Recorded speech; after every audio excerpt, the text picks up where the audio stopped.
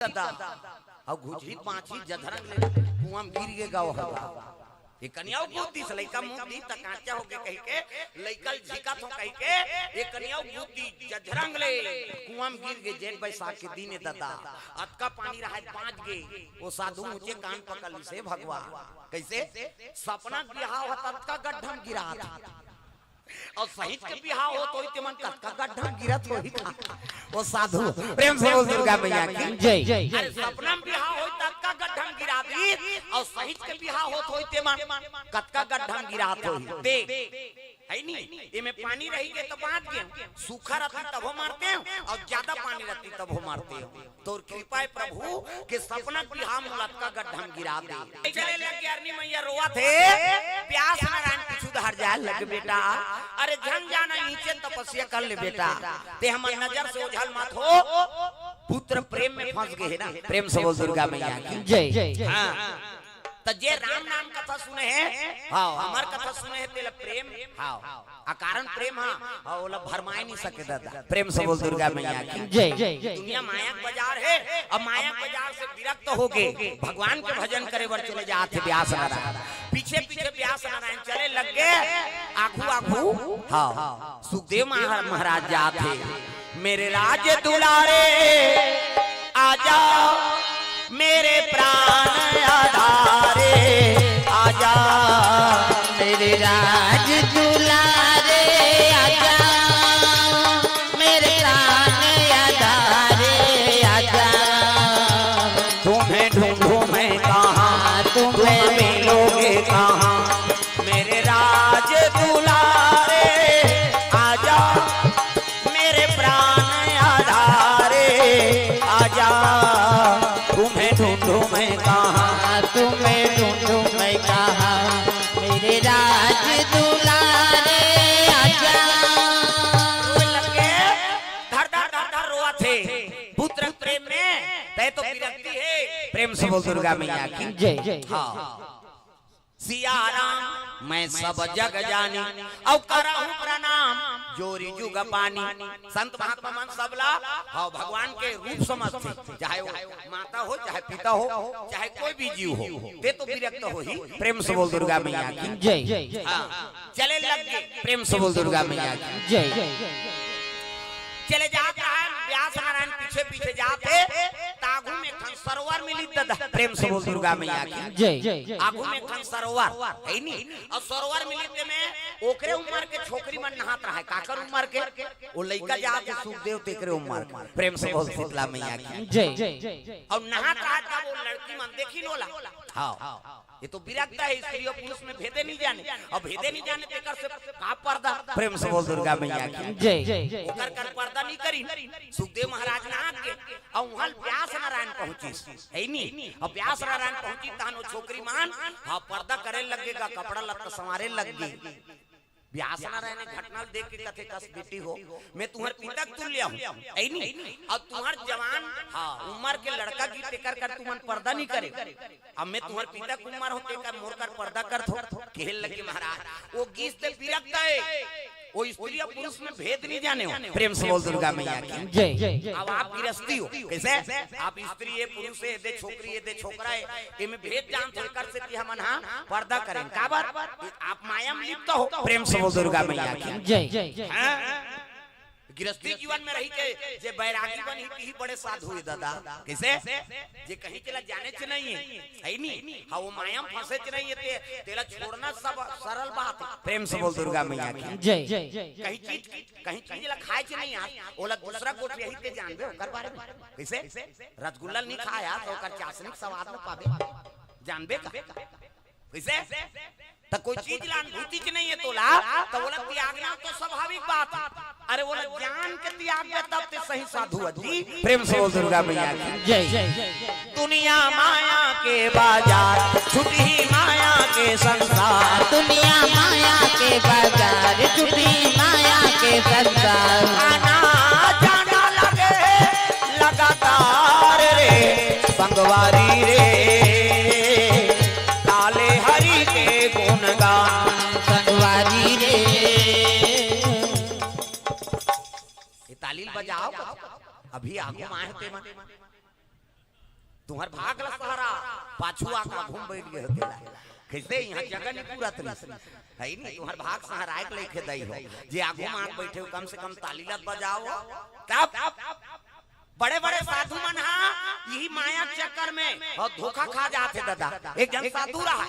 है नहीं ये तिल देखना वो तिल देखता एक जन साधु रहा तामरैया निवासरी सोकर पहली साधु संत मन काकरो घर नहीं जाए प्रेम से बोल दुर्गा मैया की जय तब पहले कुआं कोड़वा सरकारी कुआं 12x12 वाला तामरैया में आमा कर मरैया रहा है ते में कुआं पार में वहां भजन करता है वो साधु मंझनिया तेरा रमैया मेरे राम तेरे चरणों में प्रणाम ऐसे कहा था वो साधु है नहीं अब वही डाले बरतिया मन आगे दादा कमल ले वाके है नहीं तो पहली बरतिया मन कामे जाए गाड़ी पहिला वो दाली बोलोरो लोरो निरी किसे थोड़ी इस कार्यक्रम जाती गाड़ी पहिला तो गाड़ी पहिला में दूल्ही दूल्हा बैठे है आगुन बरतिया मन नाचत है औ दूल्हा डौका को कर दादा सादा सादा धोती बंगाली पहिरे और बंगला पान खाए रहा और दूसरा नागु दांत टूटे है तो पान के रसा बंगाली में चुचवा है पहली मन पान खाए नहीं तो एको कनी नहीं चुचवाती तो पानी नहीं खाती सो ऐसे हाँ पान खाए अब पान खाए तो रसा चुचवा है प्रेम से बोल दुर्गा मैया की जय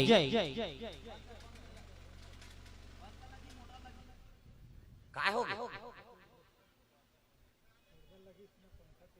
काय लगी हाँ वो लखीत तेरी इसका धन तो आदमी नहीं खींची और कपड़ा तीर दीते बन गया आदमी चले खींच देती था हवा का है ले रहन दे भाई मत चालू कर प्रेम से बोल दुर्गा मैया की जय अब रैया बैठे तो बरातिया मन जात रहे प्रेम से बोल दुर्गा मैया की जय अब बरातिया जात तो साधु भजन करा थे ना रमैया मेरे राम तेरे चरणों में प्रणाम और तिल बरातिया आतेगा ये के सुन के बाजे पहली बाजा जज्जरंगना कनक जज तो नाचे बरत नाच नहीं तो भाग अब तो वहाँ गाना के हिसाब से बजाते पहली पर घनी बाजे के सुले कनक जज्जना का उच्च बाजा पहली अब बजात आत रहते लब ये भजन भूला आगेगा वो बरतियल देखदारी और बरतिया मन जात है हां अब दुल्ही दुल्हन देखी त दुल्ही दुल्हन देख के हंसा थे ऐ नहीं दुल्हा दुल्हन देख के हंसा थे देख तो हमरा सुंदर पति मिले है कई को दुल्ही हंसा थे दुल्हा का तो सुंदर पत्नी मिले है कई को हंसा थे एला देख के साधु हंसा थे ये साधु भजन कर पीते हैं रमैया मेरे राम तेरे चरणों में प्रणाम हाँ ये भजन भुला गए वो दूल्ही दूल्हा हंसत थे तो समझ आते ये साधु देख के हंसत थे का समझी बिन समझ किसे वो भजन भुला गए अब वो दूल्ही दूल्हा देख के मोहा के दादा अब देखा बोले देखी जी तब दिखी थी यहाँ ले देख दे नहीं दिखी थोड़े देर दे भाई अब सोचे लगे वो साधु हाँ वो कुआं पार में ढलांग दी और कहा थे भगवान ते दुनिया में कैसे जोड़ी जानवर बनाए हाँ देख तो वो दुल्ही दुल्हा सुंदर फबे है नहीं हाँ ले तो मत चालू कर कहा था का तमाशा करा था कथल बिगाड़ था तोला तीर दी था हम अलग झचकादार थे जन को जग कहा था कोच के ऊपर नीला के हाथ चला थे प्रेम से बोल दुर्गा मैया की जय साधु ढंगे और ढंगे नंगे कहा थे देख तो कत्ता सुंदर जोड़ी जानवर बने हैं कैसे वो छोकरा कहीं नाश्ता बना दे कहीं तहन पोहा बनाई भात रान कहीं भात रांधी गोड़ हाथ पिराते कहीं गोड़ हाथ सेवा करी माथा पिराते कहीं झंडू बाम लगे अब मोर माथा पिरे कैसे पत्थरम फेसो ऐसे कहा देख साधु के भाव बदल गए ना प्रेम से बोल दुर्गा मैया की जय अब मैं अमरैया में ढंगे नींद पर गई मंझनिया गेरा और नींद पर के तब सपना लग गए साधु और सपना का सपना थे मोरो बिहार हो गए कहा वो डढ़ियारा सपना का है खर्चा लागे पड़ी सपना लग गए मोरो बिहार हो गए अब बिहार होते हो एक जन लड़का आगे कहा वो साधु सपना में इतिल देखना वो कैमरा देखता सपना मोरो शादी हो गए और लड़का आगे कहा और लड़का आगे तागे मोर घर वाली 4 बजे उठ गए कमाए बर जाए बर है नी बाहरे बटरे बर त लड़का मोर कर सुता थे कह के एक कनी घुत भाई कुआं पार हाथी चौड़ा रही कतक चौड़ा रही और लइका सुतही के कनी से घुस दी वो टीप में आ गया और लइका सुता काम करेगी तहन वो सपना थे एक कनी होई तहन लइका मुंह किस कहा था जठना में अब काचा होई त लइका सुखम तिरहु कह के एक कनिया घुस दी दादा और घुझरी पांची जधरंग ले कुआं गिर के गाव हवा ये कन्याओ बुद्धि से लइका मुंह दी त काचा हो के कह के लइका झिका थो कह के ये कन्याओ बुद्धि जझरंग ले कुआं में गिर के जेठ बैसाख के दिन दादा अतका पानी रहा पांच गे वो साधु ऊंचे कान पकड़ से भगवान कैसे सपना बिहाव होता ततका गड्ढा गिरा था और सहित के बिहाव हो तो इते मन कतका गड्ढा गिरत होई था वो साधु प्रेम से बोल दुर्गा मैया की जय अरे सपना में बिहाव हो ततका गड्ढा गिरा दी और सहित के बिहाव हो तो इते मन कतका गड्ढा गिरात होई देख है नहीं ये में पानी रहेगी तो बांध के सूखा रहती तब हो मारते हैं और ज्यादा पानी रहती तब हो मारते हैं तो कृपा है प्रभु के सपना बिहाव मुलत का गड्ढा गिरा दे और सहित के बिहाव होते ते मां कौन जने वो गड्ढा उबर थे तो नहीं उभरे प्रेम से बोल दुर्गा मैया की जय इसे गृह कारज नाना जंजाला और ते अति दुर्गम शैल विशाला गृह कारज नाना प्रकार के जंजाल है जाल नहीं होता तो जंजाला जाल ले बड़े जंजाला किसे और ओकर से हम समय पाके अकबर धर्म का आयोजन करे हन भगवान के कथा का आयोजन करे हन इकल बड़े कोई सौभाग्य की बात हो सकते किसे बड़े बड़े साधु मन दिख जाते भगवान की कृपा देखो हमारे ऊपर जे गृह कारज में फंस के भगवान की कथा पर समय निकाला था प्रेम से बोल दुर्गा मैया की जय ये तो साधु का है केवल दाढ़ी बढ़ाना चुआ चंदन लगाना पूरा पूरा पहनना ओकरे नाम साधु नहीं साधु कौन लगत है नहीं जे हर चीज ला त्याग करके भगवान के भजन में लीन है ओकरे नाम साधु प्रेम से बोल दुर्गा मैया की जय रमैया मेरे राम तेरे चरणों में प्रणाम रमैया मेरे राम तेरे चरणों में प्रणाम तेरे चरणों में प्रणाम रमैया मेरे राम तेरे चरणों में प्रणाम तेरे चरणों में प्रणाम चरणों में प्रणाम तेरे चरणों में प्रणाम तेरे चरणों में प्रणाम तेरे चरणों में प्रणाम तेरे चरणों में प्रणाम रमैया मेरे राम तेरे चरणों में प्रणाम रमैया मेरे राम तेरे चरणों में प्रणाम जिन चरणन से गंगा जी निकली जिन चरणन से गंगा जी निकली गंगा जी निकली यमुना जी निकली गंगा जी निकली यमुना जी निकली जिनके तट में चारों धाम तट में चारों धाम तट में चारों धाम जिनके तट में चारों धाम जिनके तट में चारों धाम जिनके तट में चारों धाम रमैया मेरे राम तेरे चरणों में प्रणाम रमैया मेरे राम तेरे चरणों में प्रणाम रमैया मेरे राम तेरे चरणों में प्रणाम रमैया मेरे राम तेरे चरणों में प्रणाम प्रेम से बोल दुर्गा मैया की जय तो ये बात है वही दिन सुखदेव महाराज हाँ राम कथा निरंतर बोला थे